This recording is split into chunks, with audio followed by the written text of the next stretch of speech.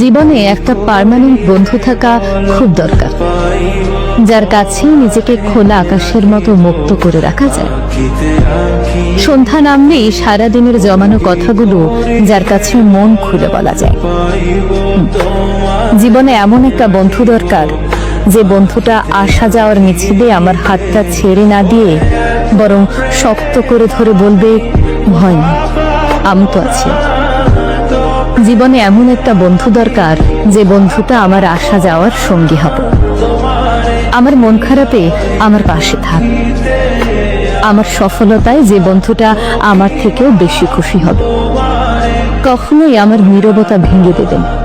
জীবনে এমন একটা বন্ধু খুব দরকার, যে বন্ধুটা আমি একবেলা কথা না বললে আমার উপর এক সমুদ্র অভিমান করবে। আমি কোনো ভুল করলে আমাকে মিথ্যে সান্ত্বনা না দিয়ে বরং আমার ভুলটা আমার চোখের সামনে ধরিয়ে দেবে। জীবনে এমন একটা বন্ধু থাকা দরকার, যে বন্ধুটা আমার চোখের ভাষা পড়ে ফেলে আমার মনের নীরবতা ছুঁয়ে ফেলবে। যে বন্ধুটা আমার সকল দুর্বলতা জেনেও অন্যদের কাছে আমার গোপনীয়তা রক্ষা করবে। কেউ আমার নামে কটু কথা বললে যে বন্ধুটা আমার আগে তার প্রতিবাদ করবে। জীবনে এমন একটা বন্ধু দরকার, যে বন্ধুটা আমাকে বন্ধু হিসেবে পেয়ে অন্য কারো বন্ধুত্বের প্রতি আর আকৃষ্ট হবে না।